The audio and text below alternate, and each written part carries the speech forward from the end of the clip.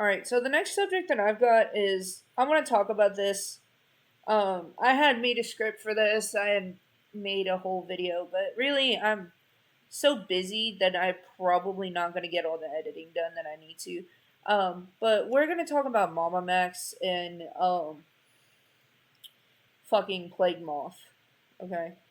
I used to be on Plague Moth's Discord too. I used to be a very big fan of Plague Moth and Mamamax. So I've watched their pages and communities develop over the years. But I want to talk about how they're two sides of the same coin. I'm gonna uh, I'm gonna go over. God damn it! Hold on. We're having technical difficulties, chat.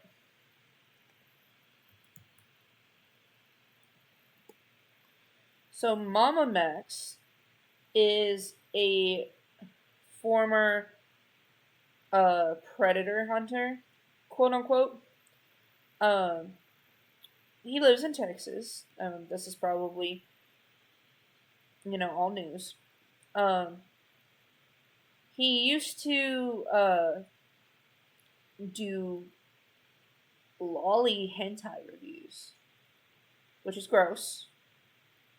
And then he also had his Life Sucks series talking about, his life as a teenager. He also had a channel called Mama Mad, which was co hosted with a girl named Chisana. They used to react to weird content, really weird anime. Um, and it's just that's where he started before he started doing the Predator Hunter thing. I started watching him in 2020. He has a Hotline Miami vibe. You already know that. He essentially tried to be a vigilante predator hunter. And he was called a hypocrite because of the fact that he would call out YouTube for allowing for copyright striking videos on predator hunting. But he was called a hypocrite for featuring YouTubers like Technicals who would distribute his brother's drawings of illegal content, and he defended a self-admitted groomer YouTuber named Zero.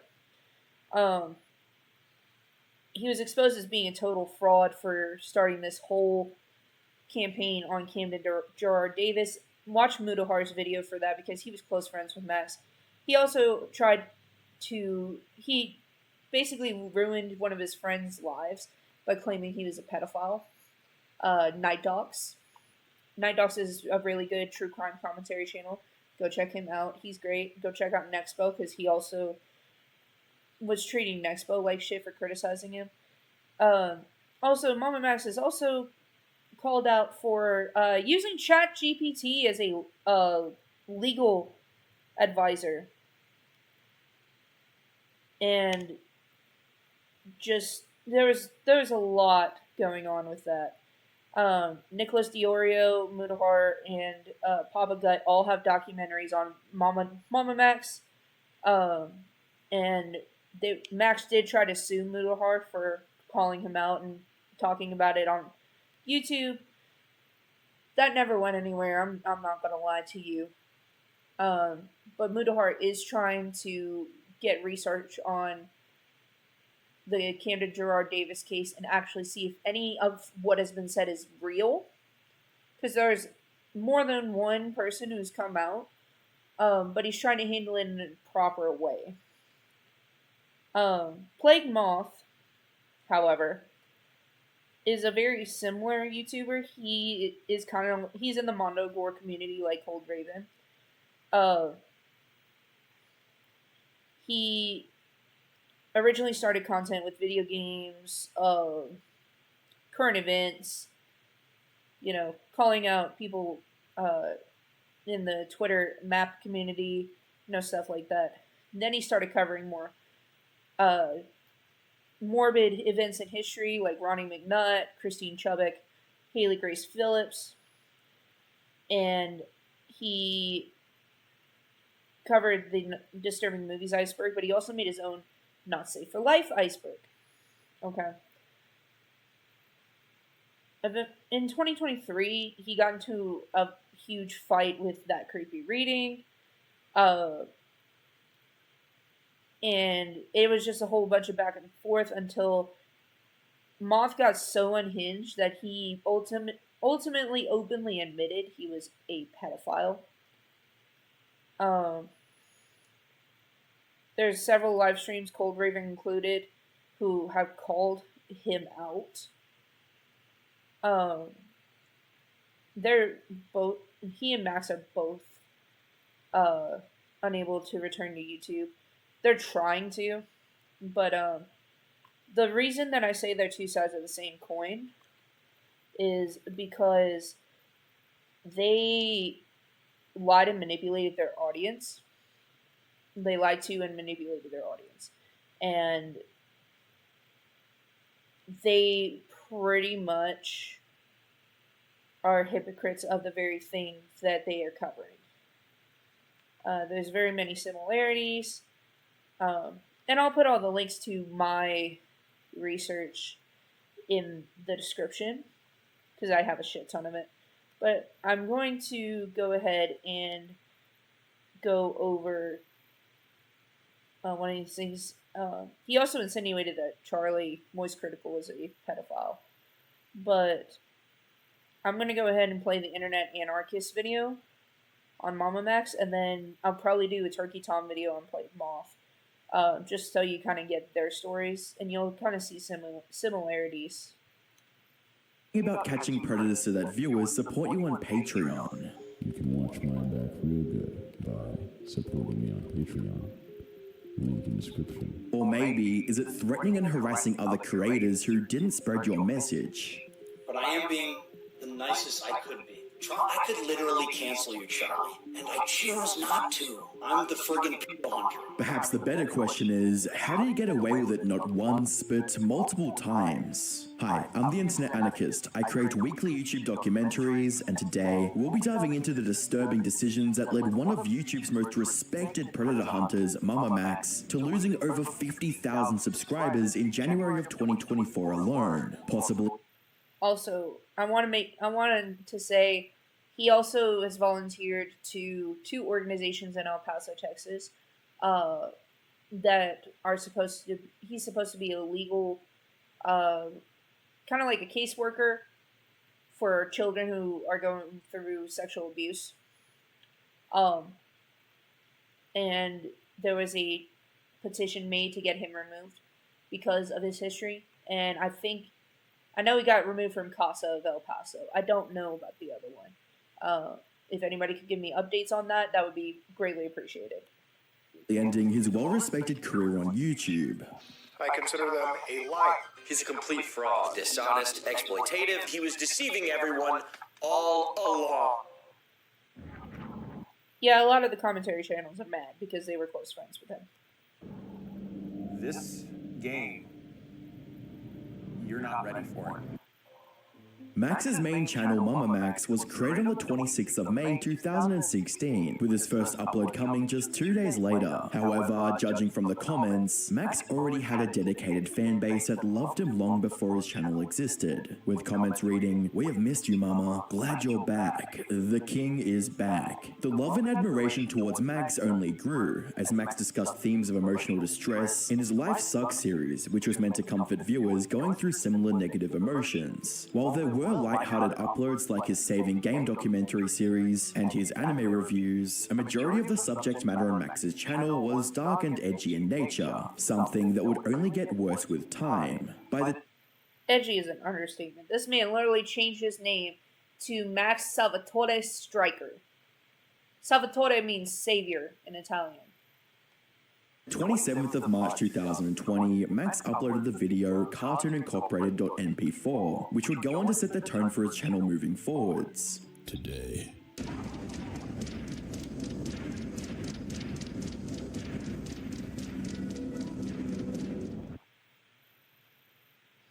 This is the edgiest shit I've ever seen, and I've watched Plague Moth.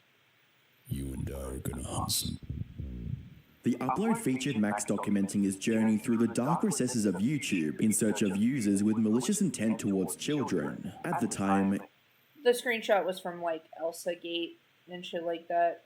YouTube was dealing with an overwhelming infestation of predators, and through videos like this, Max made it his mission to bring them to justice. Max's surreal editing style and provocative elements propelled the video to over 2 million views, bringing in overwhelming support for his attempts to clean up YouTube, and Cartoon Incorporated was the first in a long line of so-called predator hunting videos that were uploaded to his channel, with videos like kidschat.net and mylol.apk receiving millions of views and hundreds of Patreon pledges. Max had found not just financial success, but an identity. At this point, Max had fully leaned into this edgy investigator persona that thrived from exposing predators. Unfortunately, this kind of content could get any creator in trouble with YouTube's strict moderation, and Yup. Max was no exception. On the 13th of September 2020, Max received a strike on his video titled "Hunting Predators on a Children's Dating App for Harassment." He responded. Did you see the Hotline Miami costume? This shit is what I'm talking about. And he doesn't understand Hotline Miami either. Responded to the situation by confronting YouTube about the decision to take down the video. Where the fuck were you? Sipping on your venti frappuccino at YouTube HQ when I was in the trenches with them. I worked 3 long, hard, traumatizing months on this project, trying to fix the injustice that has been wrought on the internet, just for you to obliterate it completely. You treat criminals better than you treat your own creators. This is not the first time you protected pedophiles. Max would end his rant by asking his viewers to reach out to either YouTube or any other popular creators to get answers on why the platform was supposedly protecting viewers. All I ask is for you to tweet to Team YouTube, Susan Wojcicki, H3H3, Philip. Now, mind you, Susan Wojcicki is not the CEO anymore, but the current CEO is essentially doing the same dumbass shit as Wojcicki was. I mean, all of this would be valid if, you know, he was actually, you know, arresting people. Franco, Moist Critical, Scarce, Keemstar, Markiplier, or whoever your preferred voice to get through to YouTube is, with the message. The hashtag AnswerUsPikachu almost immediately gained traction on Twitter, morphing into numerous viewers and creators making the black and white argument that either YouTube supported his cause or they were protecting predators. However, the situation was far more nuanced than that. So when it comes to YouTube and when it comes to the idea of, hey, is this site picking a side between protecting individuals that are predatory? And I feel that if you have predatory issues on your platform, you should use your platform to call out actual predators on the internet. Facts. Facts. Don't fucking get me started.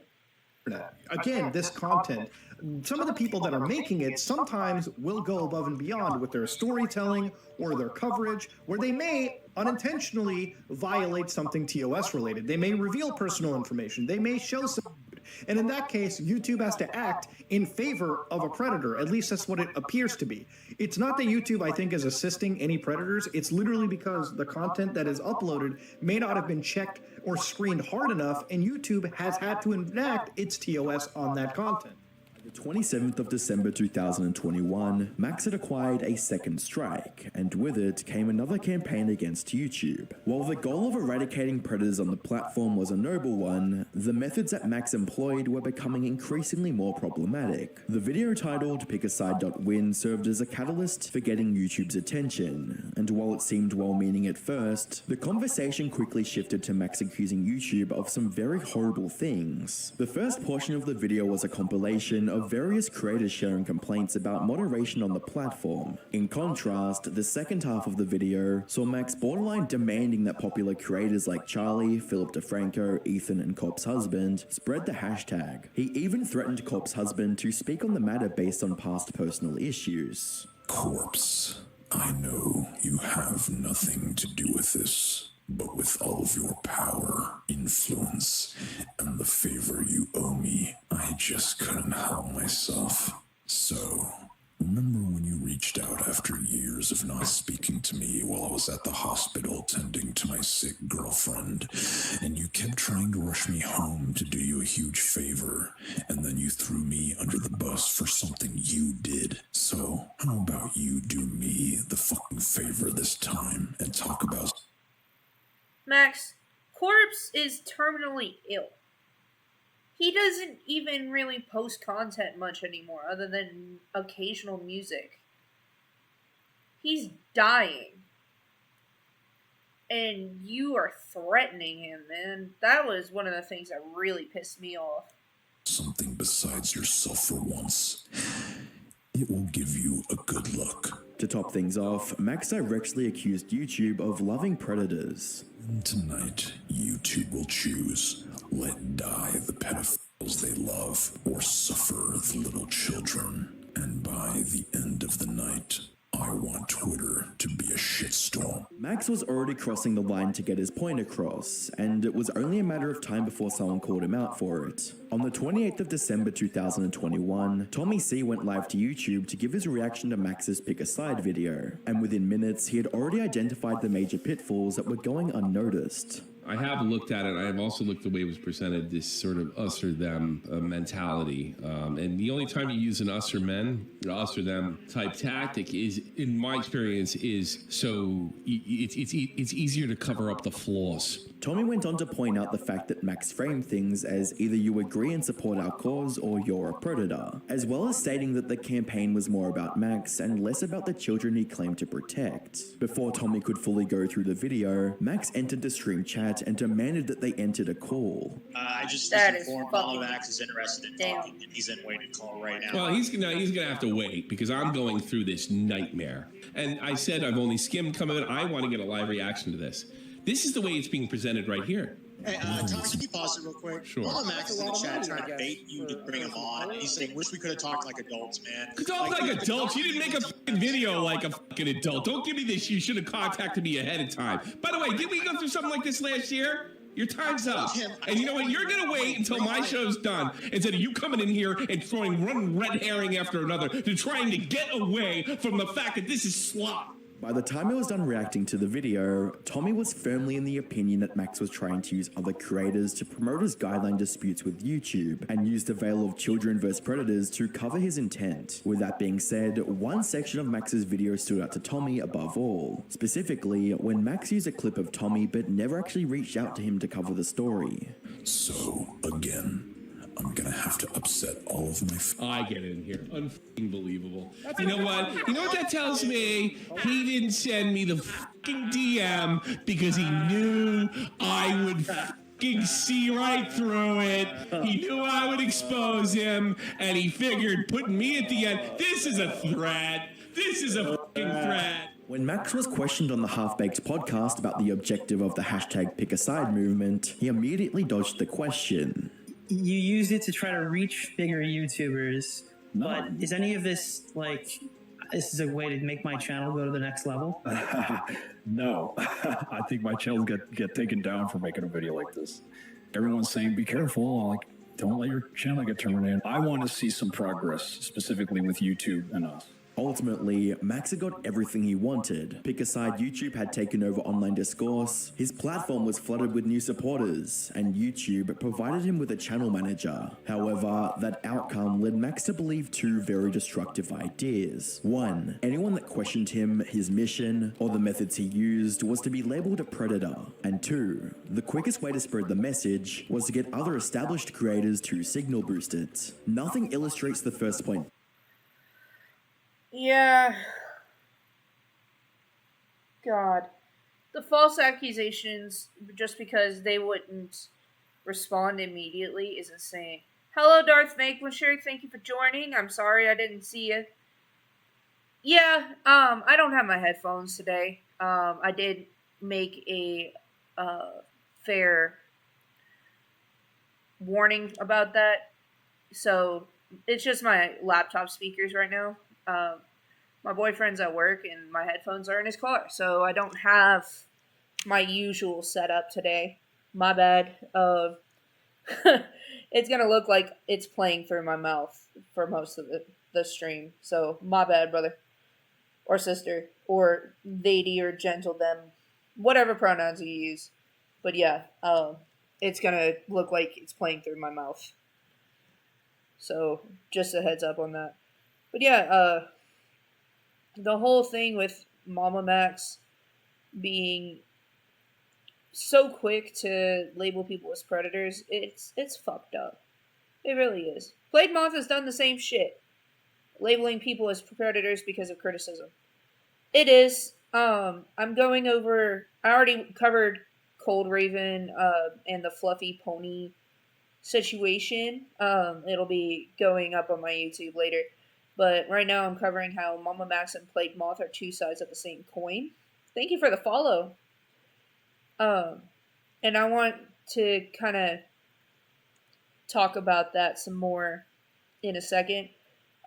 Right now I'm kind of showing Mamamax's history, and then I'll show Plague Moth's history, and kind of go over the similarities of it. Does that make sense? I don't know if that makes sense. Better than how Max attacks the reputations of both Magnetar and Tommy. His video titled Believe All Abusers, which was meant to debunk allegations from his ex-girlfriend. Well, I mean, people can always take requests. I don't really get interactions much on here, so something to watch would be good. I can give my 2 cents on the situation. But no, I've had the script for the Mamamax and Plague Moth video for a hot minute, but I'm so busy that all the editing and shit just would take way too long. And it wouldn't come out until maybe 6 months later. So it's easier to stream it and kind of give my 2 cents on the situation. You know what I mean? Devolved into an attack of the YouTuber who posted them, Magnetar. While the allegations and claims from both parties are concerning, I'd like you to focus on how Max used his platform and status as a quote predator hunter to confidently label Magnetar as one. Worse still, he did it with little to no evidence besides a testimony of one witness, doxing Magnetar in the process. You right. No Anthony editing Field, is perfect. Haley's boyfriend, Magnetar on YouTube, the one who published this video on me. Also, Max, you stalked Magnetar back, like, he knew you before you even started YouTube, and you stalked him and his girlfriend because you were a jealous, edgy mofo. To back up these claims, Max shows a long list of DMs and the claims of one girl. He graduated high school, and he was an adult. He sent his to a high schooler who was around 14 years old or 15 years old. We were like hanging out, and she was like, "This guy sent me this." We're like kids, so we're just like, "Oh my gosh." Max goes on to state that the evidence on Magnetar is insufficient to build a case, despite claiming he's had hundreds of victims. But I have not made a video on him. It is insufficient to build a case. It is. Like, what the fuck, dude? You're grasping at invisible straws. Not even invisible straws. Invisible straw scraps. Despite wanting to all these years, because I do not want to harass them, and I feel this is not enough evidence. You did. You did harass them. To build an entire case against him. So I have not and will not until we have more proof. We know that he has multiple victims spanning the past 8 years, and if anyone wants to come forward, email me with the subject line, Anthony Field. Accusing people of being predators wasn't always something Max Where are they, Mr. Striker? did directly, as seen in his response to Tommy C. During his documentary titled "This Is What Happened to a Child And Predator Plague on Moth did the same TikTok," shit. Max took out some of the video's runtime. Plague Moth did the same shit. He was calling people pedos without saying it openly and without enough evidence. Well, he said it openly, but he didn't have enough evidence. So yeah, he did. He did this to Night Dogs too. To gloat about the success of Pick a Side YouTube and demean Tommy C for going against them. From the very DNA I designed the Pick a Side Also, why are you swishing? Why are you using beer as mouthwash? Campaign.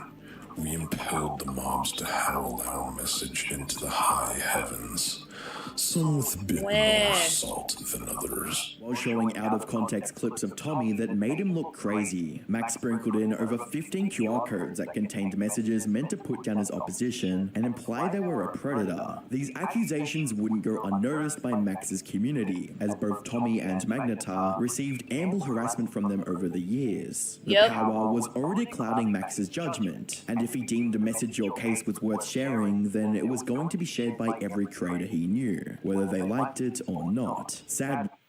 Oh, and you did Charlie so dirty. He had COVID, and you wanted to call him a pedophile for not responding to you quickly enough. That tactic only worked the first 2 times. By the time he went for the 3rd attempt, people began looking into his claims more seriously, and what they found upended Max's entire career. Lately, I've been... Can't find what, oh. Yeah, you're right. Next is hopefully bleach. I mean, he kind of needs it for all the shit he spews out of his mouth. Always on the move, from checking the mountains of Thailand to spending hours grinding video editing. And there's one thing that's been a game changer for me. Following a hiatus, Max renamed his channel to God Cult, unlisted all his previous uploads, and published a video titled Brainwash. This was fucked up. I watched this video and it just threw me for a fucking loop. What's your favorite influencer? Welcome to your programming. Kindly send this video to your favorite influencer. We will test them on the content of their character. Do not listen to their words. Look at their actions. Let us begin. After priming viewers with several philosophical questions, Max details a story of a girl whom a werewolf cult leader allegedly victimized. Bro is wearing fucking On March 18th. plastic fangs. How do you even know this is the dude, man? And also, Spencer... The whole thing with Spencer is fucking shit. I swear to God she's a grifter. She's been missing for so long. Her missing posters are out here. Now, mind you, I live in the same state. I live in Gladewater. El Paso is like all the way on the other side of Texas from me. And her missing posters are in my local Walmarts. But on top of that, like, Spencer, I swear to God, is just getting clout. She just wanted clout. 2016, Spencer, a 16-year-old girl from Wiley, Texas, mysteriously disappeared, lured by the illusion of joy. He doesn't need evidence to make claims, don't get me wrong. But if he wants something to get done about it, he needs to come with the research and the evidence. Professional hunting like that, if you're going to do something that serious, you need the evidence, you need the claims. And this man has fragmented so much. He has gone back on so much. He has used AI for his lawyer. Like, come on now. A supernatural family as a vampire on some random corner of the internet. She actually found herself ensnared in a dangerous cult led by a child posing as a werewolf god. My question is, so I practice witchcraft. I've openly discussed practicing witchcraft on this stream, on this platform. What, if this was true, what the fuck would make you believe that? Have you seen any rituals? Have you seen his altar? Do you know what god he works with? Like, oh God, it makes me so angry. spent the rest of the video trying to provoke his audience into reaching out to larger channels that could help spread Spencer's testimony. Although the claims made in the video were shocking, Max had provided almost no evidence to support them. It was as if Max expected the internet to pick up the story based on the statements of a single individual. By now, viewers had begun to connect the dots, and the comment section was flooded with aggressive criticism towards Max. In a bid to turn the public opinion in his favor, Max disabled the comment section and directed viewers to a live stream on Spencer's channel to further elaborate on the case. It was basically a supernatural cult where he convinced all of us that we were vampires, werewolves, hybrids, celestials, and all this shit. Like, and then he would sit there and claim that, Also, if this, as somebody who has complex PTSD from sexual assaults and whatnot, I understand that some people handle the trauma differently, but she's talking about all of this like it's funny, like it's, you know, a fun story, and that doesn't make sense to me. He knew God, and then there was one point in the cult where God was dead and he was the new God. The stream was 4 hours long and mostly featured Spencer's account of a time in the alleged werewolf cult. The extreme duration of the stream and the lack of substantial evidence put many of the viewers off from interacting with it, which was something Max couldn't tolerate. On the 11th of November 2023, Max published the video titled "This is What Happened to Mamamax," where he vented his frustration at the lack of support from his viewers and fellow content creators, at times mocking both parties for not seeing the significance of what he was creating. If PewDiePie can come back and talk about Sniper Wolf, then he and others can talk about the nightmarish realities that millions of children are on. Okay, this is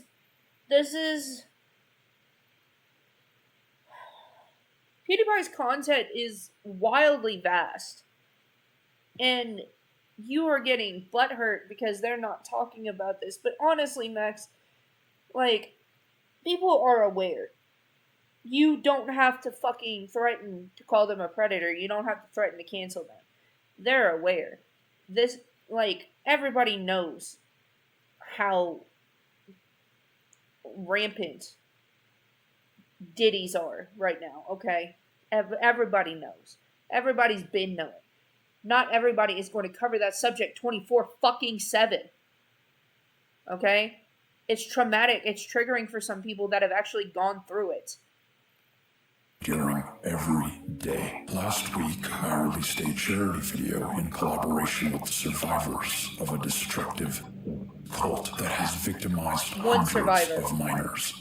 Despite its significance, it turned out to be the worst performing video on my channel. The black and white thinking from previous campaigns was on full display as Max berated the online community for not joining him on another crusade of internet chaos. I had hoped that influencers, especially those who've interacted with my content before, would step up, even if it was part of a more lighthearted stream, like a Halloween special. Unfortunately, it seems that self-preservation outweighs child welfare for most influencers. Max was fixating on metrics and negative feedback instead of trying to handle the case properly, or at the very least, explaining it coherently. To many, it seemed like this case wasn't about the victims of abuse, and instead was about Max getting the recognition and praise he thought he deserved. This line of thinking was further supported by Max's next upload, titled "This is the greatest cancellation of all time" at Pink10, now retitled "Reacting to the Reactions of SS Sniper Wolf's Actions." Yeah, you couldn't handle the criticism, so you decided to fucking change the video name. Video was another desperate grab at attention, but this time, Max implied that the issues he discussed were far more important than what anyone else had to say, and therefore, other creators were... Facts. One member of the cult, and supposedly a leader. I totally agree with that. I honestly think she might have actually been the one running it, if any of it is real. Were obligated to talk about it, especially Charlie. Max had reached out to Charlie concerning the case before, and wasn't going to stop until he got a reply. Charlie, you are a voice heard by millions. We reached out hoping for a private response at the very least. Your platform has the power to drive significant change. Yet many voices remain unheard amid the digital clamor. You've built a platform that resonates with a vast audience. A platform that has the incredible potential not just to entertain, but to empower. You went so unhinged on Charlie with Max. Like, what the fuck, dude? There was no reason for this. Your voice can reach corners of the internet that many of us cannot, making you not just an influencer, but a potential catalyst for much needed awareness and action. There were many things Max could have done to get the word out, but trying to guilt others into doing it for him was the worst way possible to handle it, something that he would immensely regret in the coming months. To offset the criticism and explain his actions, Max went on a now deleted stream titled Fight Me to discuss the points being made against him. However, that didn't work well for them, as Max and Spencer were mostly condescending towards the critics while putting their message on an untouchable pedestal. I can't stand YouTubers that literally stroke their own ego to I just can't, man. Like, it's so stupid. Like, you could be doing so much better with your platform, and you sit here and you act like you are not, criticizable. Everyone is criticizable. Yes, babe, I think criticizable is a word. My boyfriend's home. Stance that only alienated people they were trying to convince. And just overall, it's one of the strangest, weirdest videos and kind of guilt-tripping people into doing the same type of content he's making when most of us, and actually... Alright, I'm not trying to guilt trip y'all. I am telling y'all the truth, the objective truth. There are millions of children that are enslaved that need... Yeah, you're a big streamer, but you must support me. Now, Charlie's brief response to the situation a few days later only added to the growing outrage towards Max. Stop ignoring Mamamax. Yeah, so here, you want me to talk about it a little bit? That rubbed me the wrong way. We talked like a month ago about like what he was working on in his investigation, and then apparently when I had COVID, he messaged me a couple times and I never saw it, and now he's taken that as me ghosting him and ignoring his very important mission, and it really rubs me the wrong way. Unfortunately, that wasn't enough to make Max reconsider his actions, as he continued to go live to talk about the case. Like, and you're like, I'm not guilt tripping, motherfucker. Hey babe, chat says hi. He said hello. He's tired. But nah, like, he is guilt tripping. He doesn't want to see it that way because he thinks that, his mission is top priority. And yes, it is a very serious subject, but when you don't have the actual work ethic to show that the subject you're talking about and the subject that you're supposedly studying is effective, like, what is the fucking point? Nobody is going to sit here and listen to you if there's no success and you are just going off of verbal claims. Like, that's fucking bullshit. Or refusing to give any evidence or answer questions directly. Just because Charlie is a big YouTuber, there shouldn't be an expectation that he should be able to cover, like, child trafficking or human trafficking. That's ridiculous to try to push that onto him, and you're doing it in a manipulative way. Spencer, what do you think? Who cares about Spencer? You're the guy with the fucking platform. I'm sorry, all due respect, but I don't give a fuck about this person's opinion. You're the one of 760k subs. What the fuck? Max was clearly not ready to have a productive dialogue on how to go about the case, and instead wanted to garner more publicity and donations by interviewing survivors on stream or threatening other creators to cover it. Max was prioritizing getting more eyes on the investigation, but he failed to realize that it would lead to more scrutiny around all his previous investigations. Users on Reddit began taking a closer look at Max's catalog and made several chilling observations. Reading, "I think Mamamax has faked some of his content. This may..." He did. He faked a lot of it, and it really just sucked because I looked up to, as somebody who can relate as a survivor, I looked up to his shit for a very long time. And that's what kind of struck me to, be shocked when all of this came out. Then again, I've noticed a lot of YouTubers that I look up to and have shown good character over the years always either end up being a predator or they end up being dishonest, and it's exhausting. Maybe already obvious to some folks, but it's wild to me that he insists these are real situations. There's so many story conveniences and I like your nothing burger. Coincidences in his videos, as well as Max's mega upload suspended and reported to law enforcement, with the account being taken down for possible child exploitation material. So this is interesting because Mega doesn't really have automated removals. So a human being had to look through that folder and be like, okay, this is not okay. Like, it's been provided to the authorities. So there's definitely something on there that is not supposed to be on there. From uncovering inconsistencies in his previous uploads to finding objectionable content in his mega folders, users were poking noticeable holes in Max's facade as a predator hunter. However, it was Max who truly tore down his reputation. On the 5th of January 2024, Max started what would now be known as the worst and longest live stream of his career. For the first half of the 8-hour stream, Max interviews 2 new survivors, while deflecting critical questions from viewers about what he was doing. Keg says, Keg keeps donating. Why are you supporting this if you disagree with it? He said, clearly more interested in virtue signaling and moral support than fixing peds. I'm outie. Camden is nothing. Small fry. Way bigger systems out there. That's very disrespectful. And he is part of the system just as you are, just as we all are. When the viewers weren't able to get through to Max, his close friends and fellow creators called in to talk some sense into him. But sadly, that didn't work either. There's a way to present this, there's a way to handle this before you get to that point, right? And that's what we need to be focusing on. That's like where everything needs to be centered on. It is where I'm at. And that's all I really can say about the situation.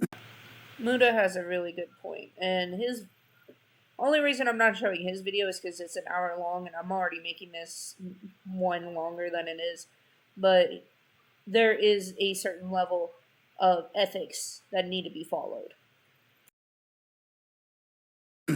Okay, so I would have really appreciated this like 2 months ago when we first reached out. I reached out to you and multiple other creators asking for help, and none of you were responsive. I understand y'all are busy and doing your own things, but this is the first time I've ever handled a case of this complexity and magnitude, and that is why I was asking for help. If you go to police and they say, okay, yay, we're going to go get him or whatever, I don't know, live in a dreamland, whatever you want to feel, are you going to court after that?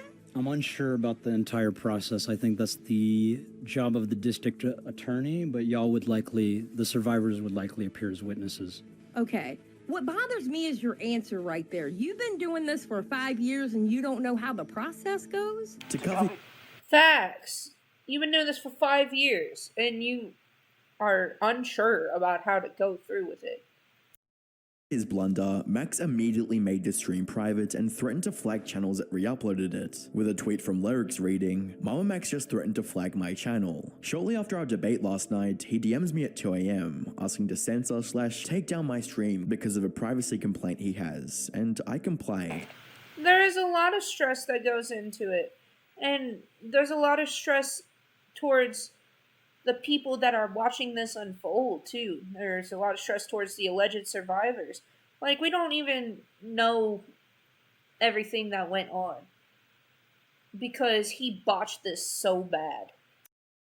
But then accuses me of bullying victims, not true for your information, heavily implying he's going to flag me. The recent streams weren't the only thing Max was trying to hide, as he either deleted or unlisted his previous uploads. Unfortunately for Max, there were 2 videos on the horizon that he couldn't strike down, both containing information that revealed just how badly the investigation was going. From the 17th to the 18th of January 2024, Nicholas Diorio and Mudaha from Some Ordinary Gamers would publish their respective hour-long reports on Max's investigation. Nick's video came first and mostly explored the unethical practices that had infested Max's investigation, one of which was Max's conflict of interest when it came to Spencer. Spencer was a close family friend who was now living with Max, receiving income from his streams, and was put in charge of handling funds that would be allocated to the other 7 known survivors. Next, Nick looked into the convoluted information given to the viewers during the God Cult campaign, concluding that Max had never fully explained what exactly the werewolf cult was, or even given it a name. Then, there was the matter of the previous investigations having either inconsistent information, weak evidence, or none at all, which led Nick to speculate on whether or not any other predators were actually arrested. I don't give a shit if my video comes back up. It did what it needed to do. The rapist that was in the video is currently in police custody. Was that as a result of your video, or was that prior to the video? Yes, it was because of the video. I don't know if the police asked him to come back, or he went on his own volition, or they forced him to come back. I don't know any of those details. I just know he went back to Canada and was in police custody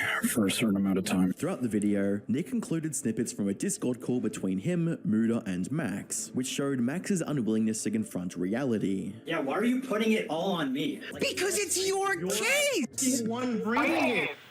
It is your case. You are responsible for bringing light to it. So therefore, you are responsible for any fallacies or fails that come up with that situation. Why are you Absolutely. I am the first one. Yeah. You are the only one. You haven't convinced anyone to come on board yet. You haven't convinced exactly. That's you haven't because made any. you haven't been listening to this. That's because you haven't been giving anybody anything to work with. This for months. Yeah, and I've had a 2-hour-long call, and I'm not moving anywhere close to the situation. Why can't you take initiative to talk to other survivors? Well, I'm talking to you right now more than anybody else. Shortly after, Muda published his take on the subject and covered similar points to the ones Nick made. However, Muda made sure to shed light on the incompetent tactics that Max built his case on. According to Muda, the investigation into the werewolf cult had not yet yielded enough evidence to support Max's outrageous. So my streams, they're normally 3 to 4 hours long. I normally play a wide range of games, but it's been like 2 months since my last stream, because I've been so busy with work and with in real life stuff. I don't really get many people in chat, like maybe 1 or 2, if that. So this is actually the most conversation I've ever had in a stream. But like, I totally understand if you have other things to do as well. I'm not pressuring anyone to watch my streams.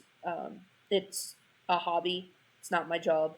So, like, if you do need to go, or if, the things that I'm talking about aren't entertaining, I totally understand. I'm open to criticism and anything of that sort.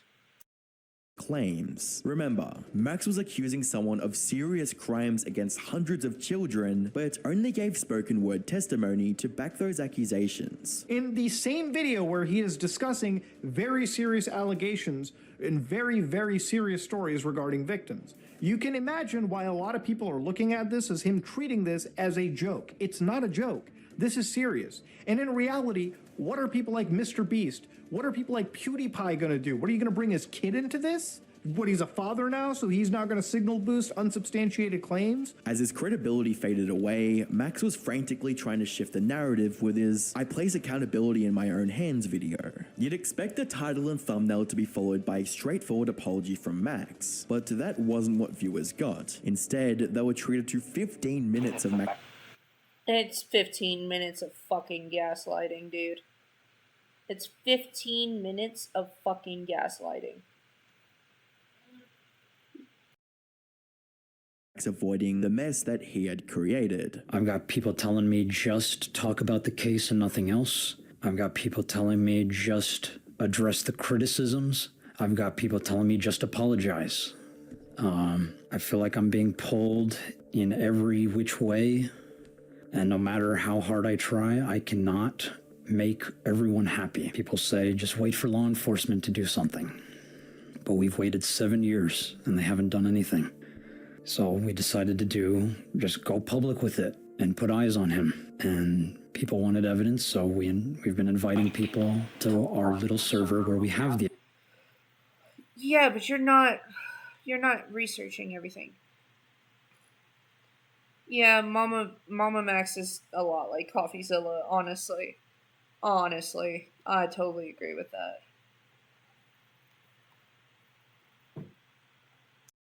Evidence, but then people don't want to listen to the survivors when they're in there and just look at the evidence and conclude it's nothing. Max wasn't fooling anyone with that approach. Members of the audience that once defended Max were now begging him to either tackle the case professionally or drop it. And you know there's a problem when comments have more likes than the actual video itself. Max's subpar apology was only a ploy to sway public opinion, and it was failing horribly. Pair this with... Yeah, it's just fucking ridiculous. The fact that there were Discord leaks of him threatening legal action against Muda, and it is no wonder why the apology fell flat, with a text reading, "Spencer and I are considering a class action lawsuit against Mudaha for breaching our non-disclosure agreement. Is extremely rich." He's extremely rich, so the lawsuit seeks $1 million in damages to be distributed between all of you. Meanwhile, Spencer can't even fucking give one of the survivors money to buy diapers for their kid.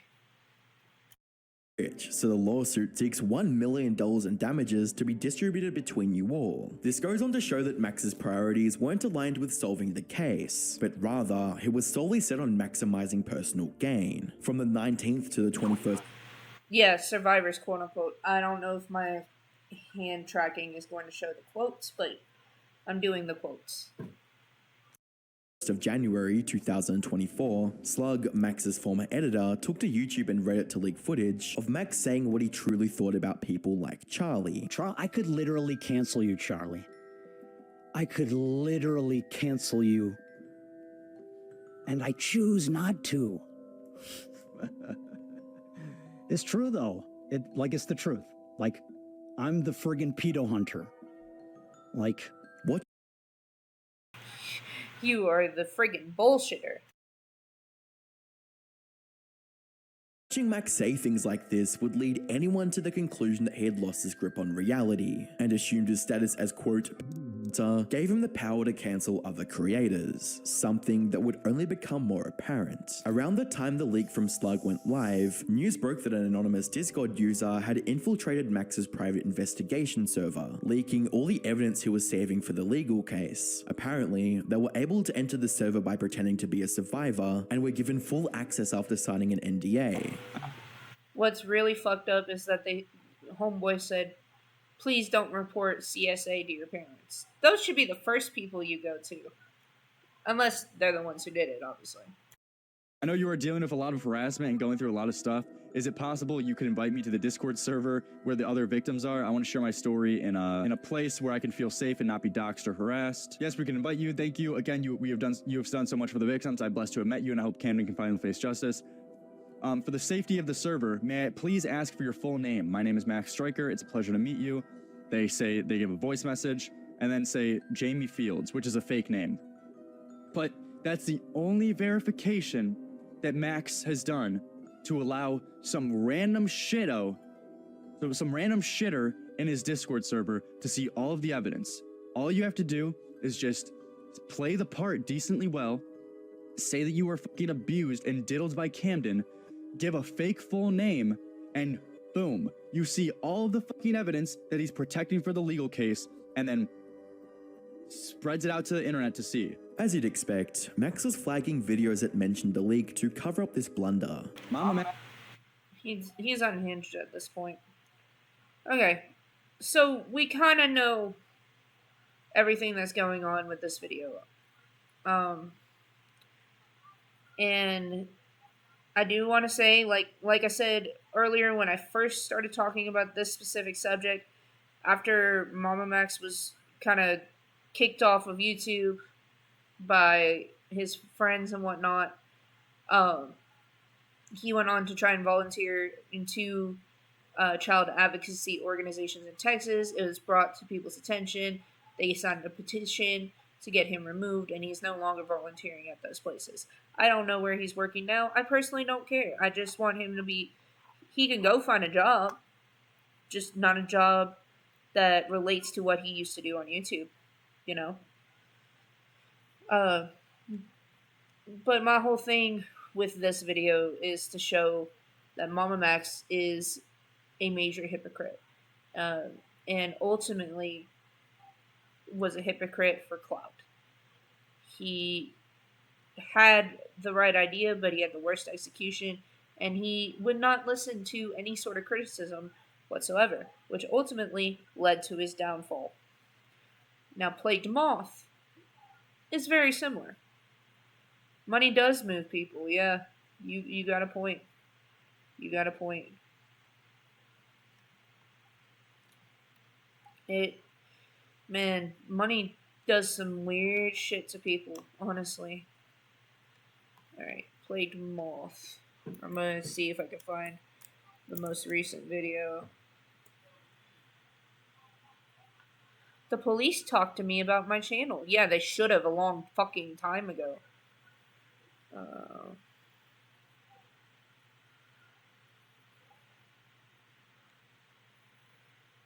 Alright. Okay, so the most recent ones are from Slime Beast, which is fine, but they don't go over the entire thing. And I'm gonna do Spinley's video because he was directly involved. Save money and make money on Depop. Buy This your is gonna be favorite shorter, brands I promise. secondhand for cheaper than retail.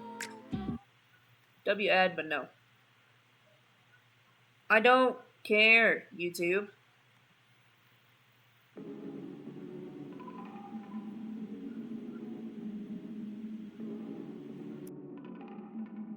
A little while ago, I made a video on the YouTuber Plague Moth, the self-titled Gore God and Hurter of Feelings, a person who makes videos on disturbing subjects and is an all-around pain to deal with. So much has happened that we're making this video, which will serve as a more light-hearted companion piece delving into the many controversies of Plague Moth, YouTube's most self-destructive creator. Hey, it's me, Plague Moth, the guy who just sells gore to kids outside.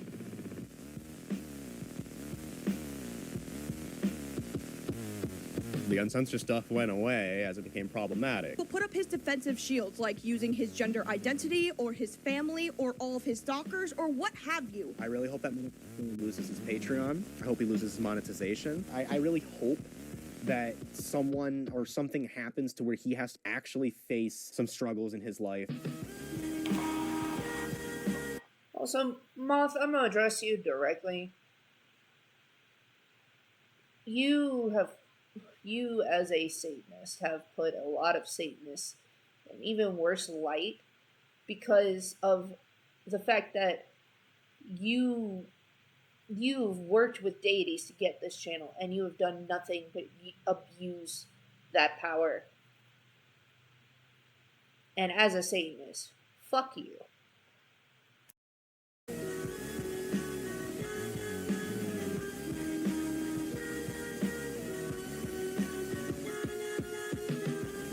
He's some fucking neckbeard with no money himself. I'm not gonna fucking... What am I gonna get? His goddamn shoes? Oh my god, I don't know what I'm gonna do. I don't know if I'm gonna be able to pay my bills or eat this week.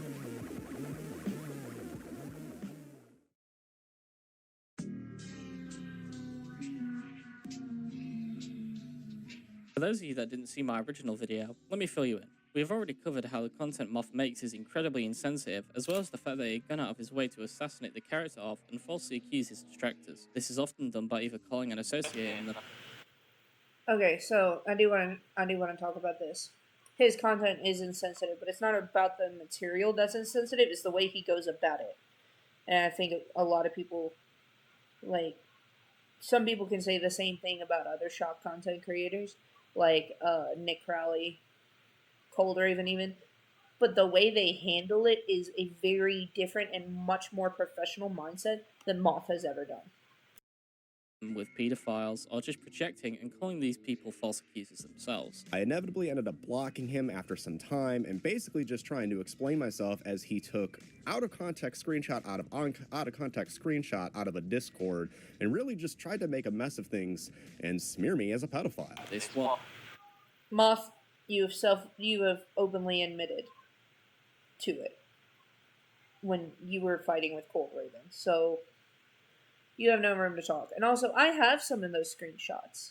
I have some of those Twitter screenshots. I have some of your fucking old posts from when I was in your Discord. Was, at the time, mostly directed at the YouTuber That Creepy Reading. Get out of my replies, you shoulder-loving pedo apologist at That Creepy Reading. Honestly, you harbored a hardcore compilation producer. You deserve the worst, you sick fuck. I mean, I don't think half of that's true, and knowing Plague Moth... Okay, so the hurtcore producer he's talking about is named Fergie. Fergie used to be one of Moth's mods. I actually got him removed from Moth's Discord back when I was in there because he had his own server and he was sending illicit pics of himself to minors in general chat. So yeah, I got that taken down. But That Creepy Reading he's not harboring this dude. He doesn't really have anything to do with Fergie other than Fergie. I don't know if he still is, but he was a member of Creepy Reading's Discord at the time because Fergie has said a lot of shit. And, I mean, Fergie is Fergie. Harboring implicates that this person is a part of your physical offline community, in a way. And on top of that, Moth claimed that Fergie was Ripper, and while yes, the IP address goes back to Fergie, how do we know? How do we know it's exactly Fergie? Because, as far as I know, the IP address was to Fergie's school. And the only reason that we know that is because Fergie has openly stated where he, has studied and where he lives in the Discord. That's the only reason we know that. I was there for that. But at the same time, That Creepy Reading is ignorant to a lot of stuff that goes on within the Discord other than the subjects that he spoke about. Okay? So, there's a lot of drama in that, and the claims are only half substantiated. Like, yes, he has sent pictures of himself to minors. Fergie has. We don't know if Ripper is actually Fergie. Ripper is this hardcore creator that makes a whole lot of content. And my thing is, it hasn't been fully addressed. Like, we don't know even if the authorities have gone on to arrest Fergie yet. So, whatever happens, That Creepy Reading has some points for ignorance.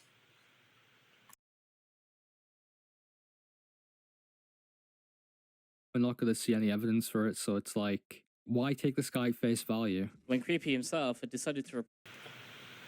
Moth is on a similar level to EDP and Onision, if not worse. If you go and watch, people have re-uploaded Cole Raven's live streams where he goes on a 4-hour-long video over everything that Moth has done that, makes him who he is. And his wife is just as bad. I think his wife married him while he was, they started dating when he was still a minor, if I remember correctly. She's twice his age.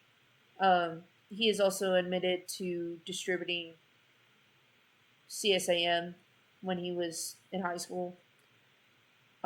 He's admitted to a lot of things in unhinged live streams.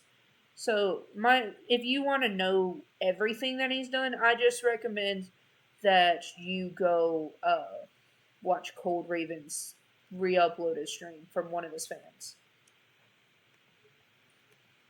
support Moth's Patreon after being autoplayed into the video 99 Stones, a video Moth was selling of a 15-year-old being murdered. This resulted in Moth losing his Patreon. Considering that he'd been warned before for selling the exact same videos, this was the final strike. Instead of just owning up to this brutal fact, Moth went insane and started to just deny that it ever existed, deleting rooms and hiding evidence. Moth even pedo-jacketed TCR, saying that he got all of his screenshots from Kiwi Farms and that he had never even joined or paid for the server, despite him literally having receipts. Never forget, you had children watching and reading porn and having voice chat sex with Ripper. I'll post those.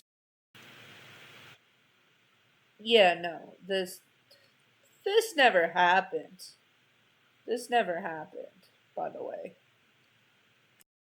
Screens after you drop your video, you gerbil fucker. Moth would continue with these attacks for a while, but it eventually calmed down, only for Moth to restart the toxic gossip train by making a second video on Creepy, calling him, among other things, an abuser and a pedophile who hides behind their autism to get out of criticism. In a chill stream Moth deleted or privated right after, the ghoul even went as low as suggesting that TCR uses his sexuality to get people to lower their guard around him. Well, TCR says that he's Moth, don't you do that as a gender fluid person?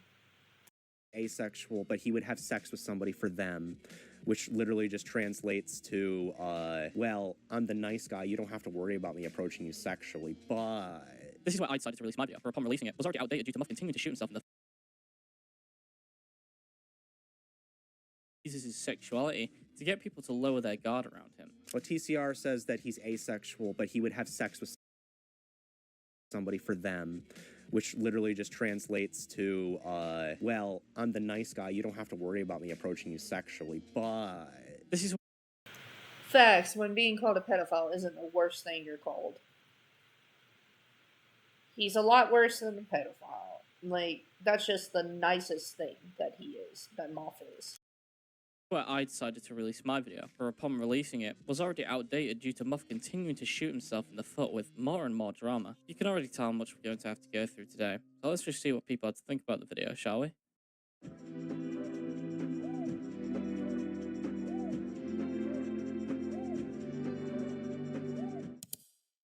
So I'll be looking at some of the comments that were left by what I assume to be defenders of Plague Moth. Most of these I've already responded to in the comments, but I'll show them anyway. The most frequent ones that I got were asking, why did Moth get banned? This was because of a series of copyright strikes that he had taken against him. It's unknown if these strikes will be held up or not. Even so, he continued to risk everything as he started streaming videos on his second channel while re-uploading the same drama and TCR and Slime Beast on Andrea's. If TCR was trying to hide those videos, it's clear that he's not doing a good job of it. The leaving the LGBT video was him saying that he doesn't support the LGBT because he is in the LGBT. I've never made a point against or about this video in mind, nor do I care enough to. I've not even watched the video, and before you start to say that I'm jumping to accuse Moth of being homophobic, then just calm down for a second. This video was put into the video because I had seen the thumbnail and some others and I thought that it was quite funny, so we decided to put it there. Nowhere in my video did I actually make a point or an example of this video. Even so, why can't you support the LGBT as a part of the LGBT? It's clear that the video was made for clickbait.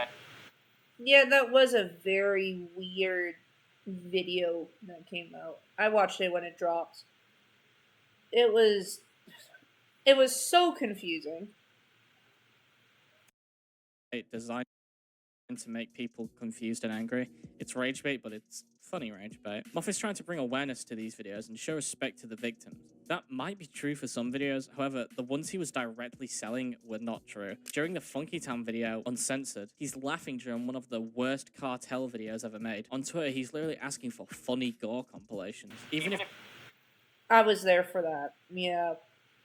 He did do that.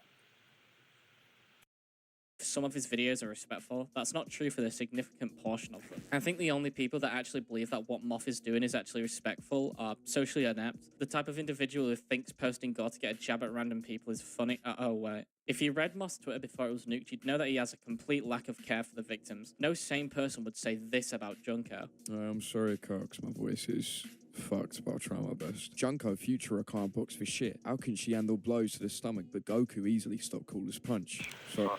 What the fuck, Moth? How do you say that about somebody who went through 44 days of hell? God. You need to go back to the drawing board with your intellect. Like, your IQ is gone. apparently this is like a little girl that Moth's making fun of, who was tortured and killed. Grown adult with a kid like making fun of a dead person with fucking anime gifs. That's so embarrassing. Get a fucking job, man. It's clear that Moth doesn't actually care about the victims he makes videos on. Let me just show you a clip from one of Moth's videos where he reacts to an innocent person unfortunately dying. Oh, fuck. This is way higher quality, too. Damn. This guy's still going. Yep, thanks for your input, mate. I know this isn't Moth saying it himself, but one of his fans left a lengthy response to my video in the comment section. One of these responses said how these were all accidents that could be proven if said people went by the rules and weren't doing something stupid. If you have to excuse someone's exploitation of the dead by saying how it's essentially the victim's fault that they were turned into a gore video, then you aren't paying. We don't blame the victims here. We don't know. Oh god, a lot of these videos come from countries where violence is the norm. And in order for us to, if we're going to commentate on this shit, then we need to be educated on the fact that the way the US works is not the way the rest of the world works. You cannot say that it is the victim's fault for the norm of their society. You don't know the context behind what happened. We only know the impact and the aftermath.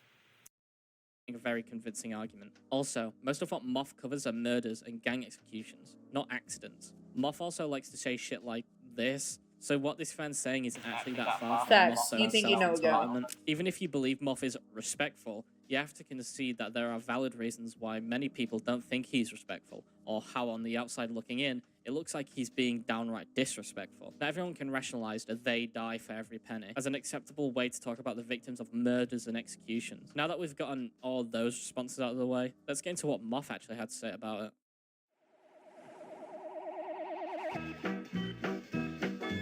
If you were thinking that Moth's response would be a well thought out and genuine cover of everything I had to say and what anyone had to say, then you will unfortunately be surprised that all he had to say about me was to slander me as a gross racist and that I had my Twitter taken down for doxing and harassment. I won't be participating because no clout for clowns. I've gotten his Twitters nuked about 5 times for violent sexual threats and racism specifically. If this is harassment by nobodies, why are you giving them the time of day? Why are you giving them the time of day, Moth? God, you make those who are in the horror community and the gore community look so bad because you are such a piece of shit. God. Against black folks. Getting tired of my harassment by these nobodies being highlighted, especially with no substance. This was said multiple times on a stream that Turkey Tom had made about the situation, where he includes my problems with Mom. He posted my docs on a few of them, including one with my legal name, Stan, was one of his alts. And then I'm not talking about my first name being my docs. I'm talking about like addresses and things like that would be reposted. You know, part of me doesn't think that he actually responded, but if you've been with the drama, you would know that's not how Moth likes to cover things about him, so it's what I expected. Just like Turkey Tom, I too am a gross racist, except I don't even get the luxury of having a post of mine taken out of context. Sure, Tom did something cringe, 5 years ago? Just like how TCR is trying. Yep, Turkey Tom did say that, and he openly admitted to it, and, you know, it was 5 fucking years ago. He was a child. And also, In Praise of Shadows just did a hit piece on Wendigood where he brought up those screenshots. You know, literally the only thing that In Praise of Shadows said that was accurate in that 3-hour-long video was about Plagued Moth. That was it.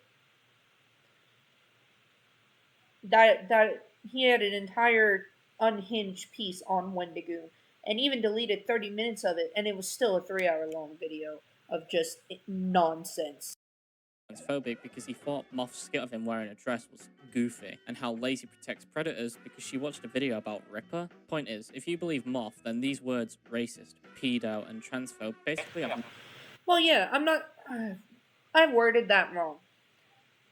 Violence is the norm in the US, but it's not... How do I put it? It's not to the same degree. Does that make sense? And I am not saying anything bad about any other countries, because everybody has their own cultures, their own governments. People are going through poverty and suffering everywhere in the world. Don't get me wrong.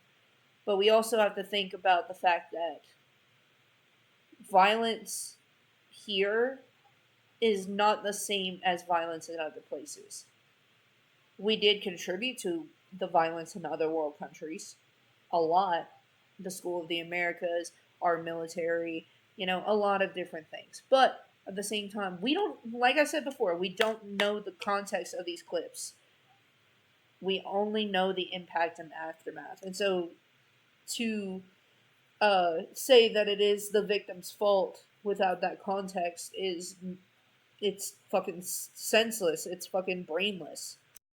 No meaning and can be applied to anyone you don't like. The only reason he thinks I'm a racist is not only because he's delusional, but it's because he has a collection of edgy tweets that if you look at them are clearly a fucking joke. I find it funny that Moth is literally allowed to joke about the victims of horrific tragedies, and anyone who could potentially benefit him are given the green light to make off-color joke, while I say something stupid on Twitter, and now that's clear proof of genuine racist belief. It's only okay when their favorites do it. FYI, these turds are friends with a racist troll who doxes people. Lol. Dude, this guy's the type of guy that fucking record a car crash just for his fucking YouTube video. Keep driving, you black spear chucker piece of shit! I know Moth has some problems with perspective. He's not really a commentary guy, even if he labels himself as one. But you would think that a dude who watches gore videos to an audience of 400,000 could figure out the intent of dark humor. It's almost like he's misrepresenting the situation to make it easier to dismiss any criticisms. Moth having a problem with criticism, I don't see how that could segue. I want to return to the accusation that Moth has accidentally watched child sexual abuse material, as these claims seem to cause a lot of confusion. This is due in part to...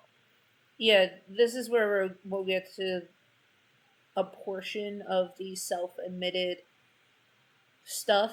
This is only a small portion, but it does have great significance here.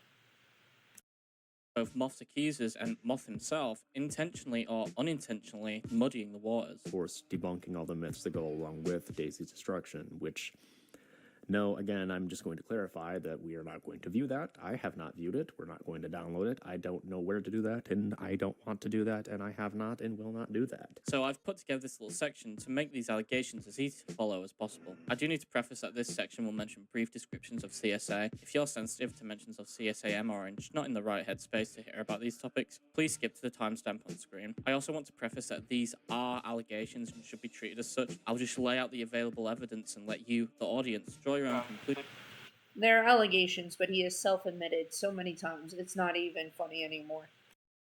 If any. This is not about cancelling someone, this is about getting an honest answer for why Moth's infamous 4 video looks the way it does. Peter Scully is a 6-year-old ex-con man turned violent child sex offender who gained a reputation for himself online by producing disgusting violent child sexual abuse movies under his website No Limits Fun. The contents of these videos were so disturbing that the years prior to his arrest they were considered by many to be a deep web urban legend. Unfortunately, these movies were very much real. The most well-known of these abuse videos being titled Daisy's Destruction, in which it documents the torture and rape of 3 girls by Scully and 2 Filipino women. No words can even begin to describe how evil this man is, which is why Moth's fixation on the topic sparked concern among some audience members. Not only would he use footage of Scully in random videos that had nothing to do with Daisy's, but Daisy's Destruction and Peter Scully essentially became part of his channel branding, with cases being mentioned multiple times in passing, a Patreon exclusive video being made, and having Peter Scully's likeness appearing in his fucking video intros. People have commented on this weird obsession, usually to be met with mockery. Moth has this habit of just attacking anyone who has slight criticism, which is why you see the post.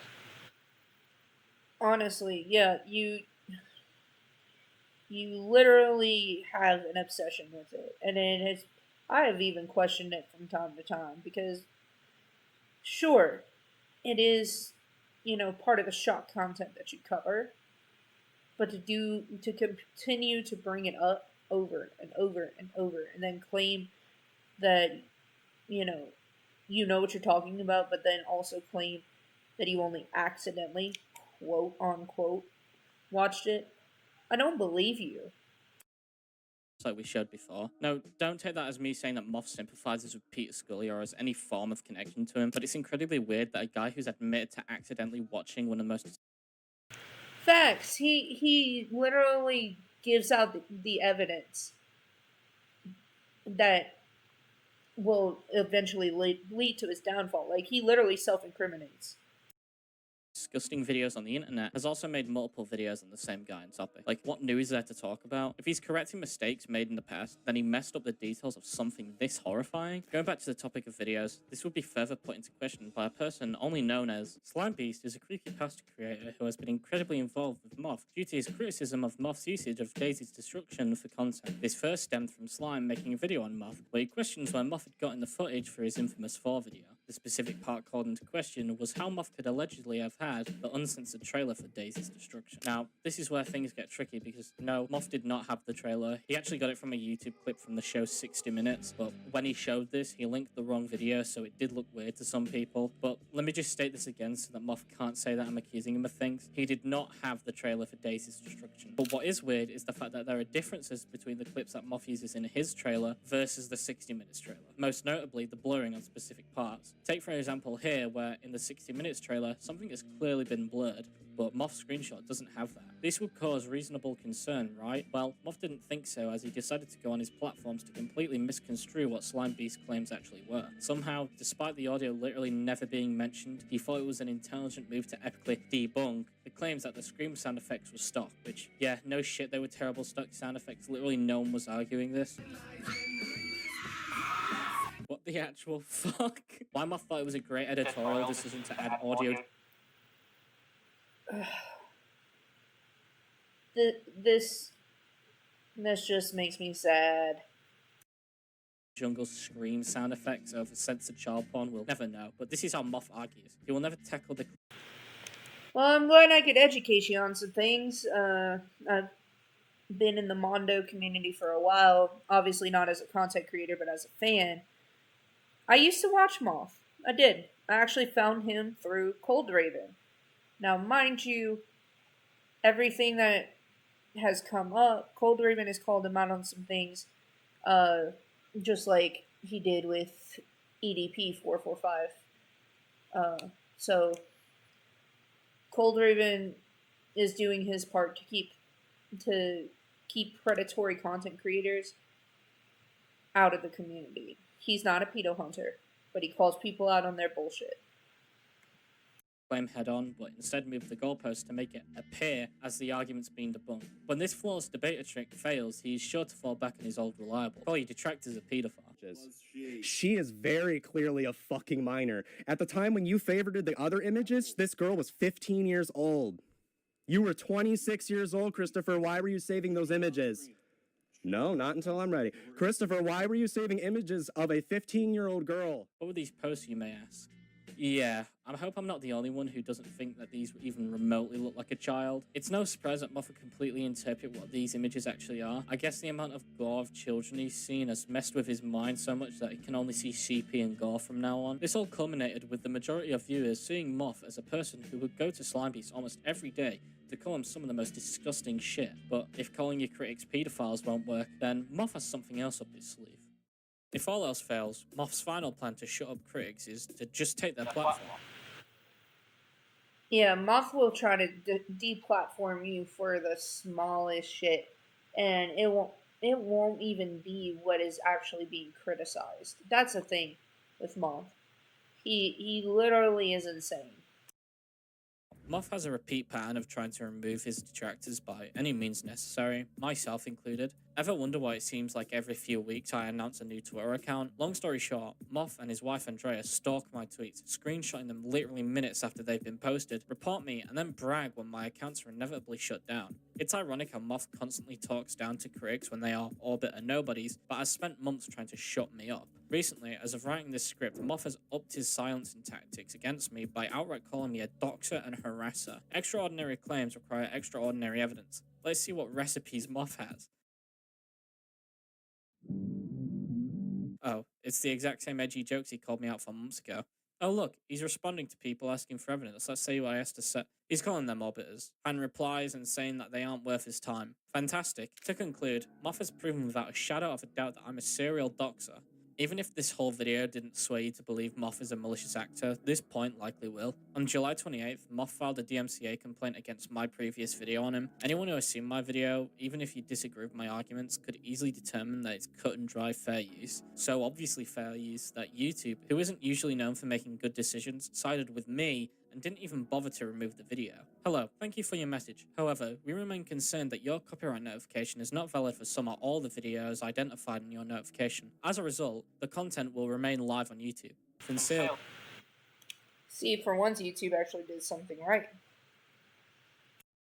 The YouTube team. This DMCA is odd to say the least and legally dubious. For starters, the biggest glaring discrepancy is the lack of phone number or Miss Mamamax said I can one-up you with out-of-pocket statements. Oh my god. Oh, that's fucking great. address. This information is incredibly fucking important to put on a legal document if the matter ever gets escalated to court, which it probably won't, but redacting information like this would legally likely be considered perjury, as a DMCA form is a legal document even if filed online. Also, what is the point of mentioning slander and harassment? This is a copyright issue, not your fucking Discord chats. Finally, this might have been Moth's biggest slip-up. I swear under penalty of perjury that I have good faith belief the material should be removed due to falsely using my story without permission. My story? Now correct me if I'm wrong, but I don't think One Girl 99 Stomps, counting with Moth, is a work of peak literary fiction. Personally, waking up to that DMCA didn't really scare me, as I already kinda knew that he'd fuck it up in some way. Just goes to show that even a 400k plus channel can't even use the system that was given and trusted to him. And people ask why the copyright system is off them, man. My personal experiences with Moth's side, I'm genuinely lucky not to have had my channel taken down. Can't say the same for him though, seeing as his was taken down just a week or two after my first video came out. I find it funny that for a guy who always shouts and brags about being the most disturbing channel on YouTube, he seems to get really pissy when you show off the disturbing things that he genuinely does, to the point where he has to try and take your videos and potentially your channels down.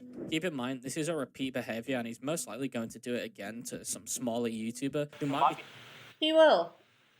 And Moth, I swear to God, I dare you to strike my shit. I don't do this as a job. This is going up on YouTube. I don't have social medias to clap back. I want you to. Bet on it. You do not scare me. Too intimidated to even speak out about it. This is the level of pettiness that we're actually dealing with here. A guy who can't even let people make fucking... Dude, I will pick a fight with people who unjustly abuse the copyright system. I don't care. If Mamamax struck down my video, okay, you know, I dare you. In the earlier portion of the stream, when I was talking about the Cold Raven situation, how Gay Roommate 2020 falsely struck him, I criticized her, and I dared her to strike me. Please do. Please do. I have a job. This is not my sole source of income. It will not fucking affect me whatsoever. I really bet on it. I'm still gonna call you out on your shit. Videos about him, but he's allowed to watch dead babies get fucking stomped and eaten to death. I'm genuinely baffled as to how this man got his channel back. Something like this was bound to happen, and I'm genuinely surprised that Moth didn't pull the homophobia card when YouTube, probably because he knows that it wouldn't end well for any of his channels. But I think this is where I should close off this video with a nice little...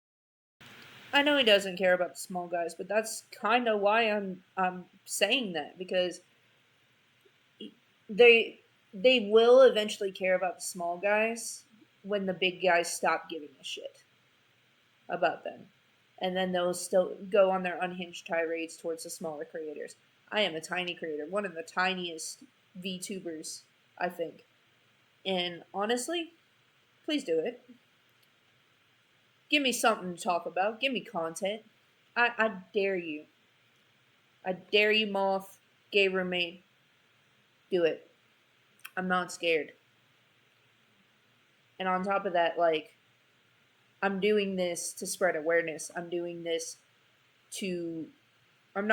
this to fucking slander you. I'm doing this because I have been around these creators that y'all try to harass and try to claim these allegations towards. You know, when y'all are sitting there doing the very things that you claim you don't stand for. I have observed and I am a witness to a lot of this. Conclusion, a moral to this YouTuber horror story. I think by now I've already gotten the point across that I don't really like Moth. It's insane to me that someone like him can be allowed into the YouTube space and just lie about anyone and everyone that he mildly dislikes. Hopefully, this will conclude the Plague Moth arc of my channel, and I continue to make videos on people that will hopefully not call me a racist and a doxer. Recently, Moth has announced that he would be ceasing all talk publicly about TCR and slime bees. I guess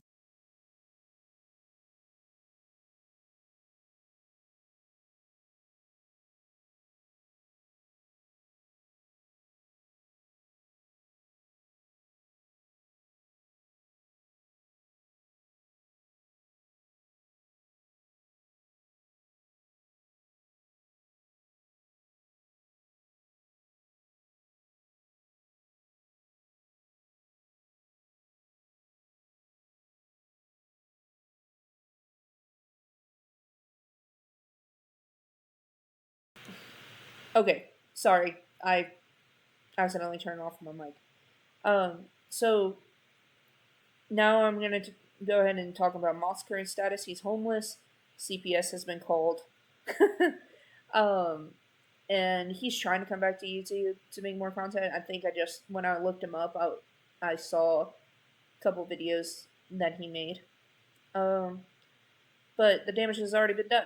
And now that leads to my conclusion on these two creators. They're two sides of the same coin. You know, similar veins of content, but not really. Who literally were hypocrites for the things that they were standing for. They were both calling out any sort of criticism leading to false allegations, and it destroyed their communities because they couldn't own up to their mistakes, they couldn't take responsibility, and they eventually became known for the things that they claimed that they were against. And that's where I'm at with it. And this is where I'm going to take my leave. I will try, got a couple days off, so I'll try to stream some games or do some more debates like this. Let me know your opinions on it, honestly. If you could, for those of you who can, go check out Cold Raven on Twitch, on Kick, whatever platform he's streaming on. Help him resuscitate his platform and help him get to where he needs to be, because he deserves all the love and recognition. They're both clout chasers in a way, but they're also both terrible people. So I do agree with that statement, but it's kind of, it just depends on how far in the journey those things happened, you know? But yeah, this is where I'm going to take my leave. Go follow Cold Raven on Twitch and Kick or whatever platform you can find him on. Support him while he's going through this trying time. Don't let people falsely claim things towards you. Don't trust every single content creator. You know, do your research on those content creators. And I will see you guys in the next one. Hopefully, if you like this debate, we'll do some more of those. If not, I'll go back to some gaming content because I do play games on here. But I appreciate y'all watching. Take her easy if you can't take her easy. I love that. I appreciate y'all watching. I'm going to catch y'all in the next one. Peace.